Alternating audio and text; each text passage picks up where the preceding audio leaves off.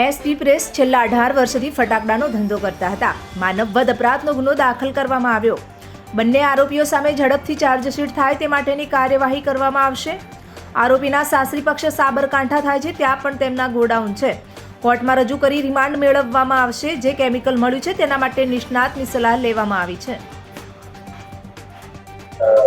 શું સામે આવ્યું છે?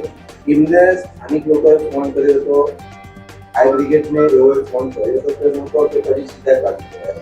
હાલમાં અમારી તપાસમાં જે આવે છે એ પ્રમાણે લોકો જણાવે છે કે અમને ખ્યાલ પડતા કે બ્લાસ્ટ થયો છે, અમે લોકો તાત્કાલિક એમની જગ્યા પરથી ભાગી ગયા હતા.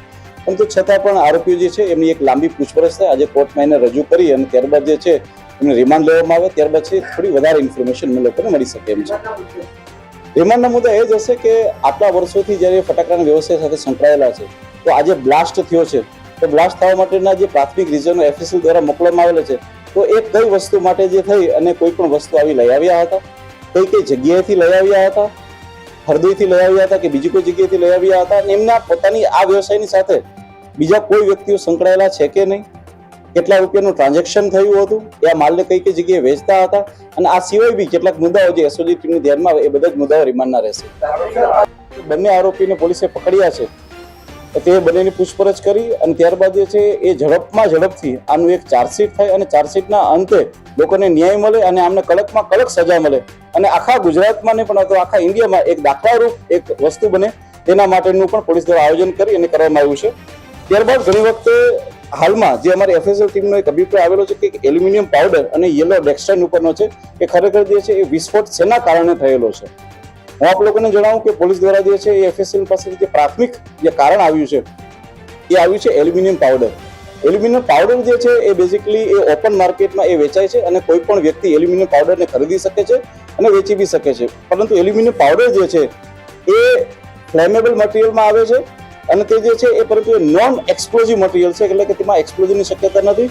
એના કારણે થઈને કોઈ પણ વ્યક્તિ તેને વેચાણ કરી શકે છે. પરંતુ એલ્યુમિનિયમ પાવડર જે છે એ જ્યારે સળગે છે ત્યારે ખૂબ મોટી માત્રામાં એનર્જી પ્રોડ્યુસ કરે છે.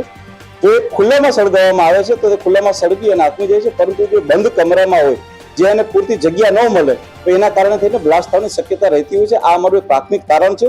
એલ્યુમિનિયમ પાવડરના જે ઉપયોગો જે હોય છે તે માત્ર ફટાકડામાં નહીં, પરંતુ એ મેટલ ઉદ્યોગમાં ખાસ કરીને પેઇન્ટમાં અને કોટિંગ માટે પણ વપરાતો હોય છે. તેના માટે થઈ અને ખુલ્લા બજારમાં વેચાણ થાય છે. એ યલો ડેક્સ્ટાઇન છે બેઝિકલી જે છે એક યલો કલર માટેનું હોય છે, એવું હાલમાં એફએસએલ દ્વારા જાણવામાં આવી રહ્યું છે. પરંતુ હજી પણ અમારી એફએસએલની ટીમમાં કામ કરી રહી છે કે જે એલ્યુમિનિયમ પાવડર હતો એ એટોમાઇઝડ હતો કે નોન એટોમાઇઝડ હતો, બીજા અનેક પ્રકારના રિપોર્ટ કરીને એફએસએલની ટીમ જે છે એ હાલમાં અમને એક તલસ્પર્શી અભ્યાસ કરીને આપશે. ત્યાં ઈ સાક્ષ્યનો ઉપયોગ કરી તમામ જગ્યાની વિડીયોગ્રાફી અને ફોટોગ્રાફી કરી આગળની જે કાર્યવાહી હાલમાં કરવામાં આવી રહી છે. આ ઉપરાંત હું આપને કહું કે જે આરોપીઓ છે એની પણ આજે ઘણી બધી પૂછપરછ કરવામાં આવી છે અને આ આરોપીની પૂછપરછના અંતે એ ખ્યાલ આવે છે કે આ આરોપી જે છે એ છેલ્લા 18 કે તેનાથી વધારે વર્ષોથી એ ફટાકડાના વ્યવસાય સાથે જોડાયેલા છે અને વર્ષોથી તે ફટાકડાનો ધંધો કરે છે અને તે લોકો શિવકાશીથી ફટાકડા લઈ આવવાની સાથે જોડાયેલા છે. પરંતુ આ ગુનાને વધારે ઊંડાણપૂર્વક તપાસ થાય તેના માટે થઈ આના તમામ બેંક એકાઉન્ટની તપાસ કરવામાં આવી રહી છે. એ લોકોએ જે જગ્યાએથી માલ ખરીદતા હતા એ તમામના જીએસટી બિલ સાથેનો એક ઇતિહાસ અમે લોકો ચેક કરી રહ્યા છીએ. આ ઉપરાંત પોલીસને જાણવામાં આવ્યું છે કે તેઓ થોડા સમયથી તે ઇન્દોરમાં હરદોઈ જિલ્લામાંથી પણ ફટાકડાનો વ્યવસાય કરતા હતા, તો એની પણ પોલીસ દ્વારા છે વિગત મંગાવવામાં આવી રહી છે. આ સિવાય એવા જે ઠેકેદારો હોય કે જે ફટાકડાના બિઝનેસ સાથે સંકળાયેલા હોય અને એ લોકો મેન પાવર પ્રોવાઈડ કરતા હોય, તો એના પણ કોણ હતા અને ક્યારે એમનો કોન્ટેક્ટ કરેલો હતો એ બાબતની પણ પોલીસ તલસ્પર્શી અભ્યાસ કરી રહી છે.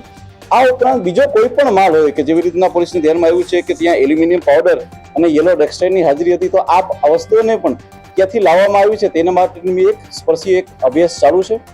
આ સિવાય પોલીસ દ્વારા અલગ 7 જેટલી એક ટીમોની રચના હાલમાં કરવામાં આવેલી છે, કારણ કે પોલીસને જે જગ્યાએથી માલ મળ્યો છે ત્યાં અલગ ટીમોને મોકલવામાં આવેલી છે. જેમ કે અમારી સાયબરની ટીમ હાલમાં બંને અપરાધીઓના સીડીઆર અને આઈપીડીઆર ઉપર વર્ક કરી રહી છે કે તેઓ છેલ્લા કેટલા સમયથી કોની સાથે કનેક્શનમાં હતા, એ લોકો ક્યાં ભાગ્યા, ક્યાં રોકાયેલા હતા અને કેવી રીતના જે છે એમણે પોતાના મોબાઈલને ક્યાં આપ્યા હતા.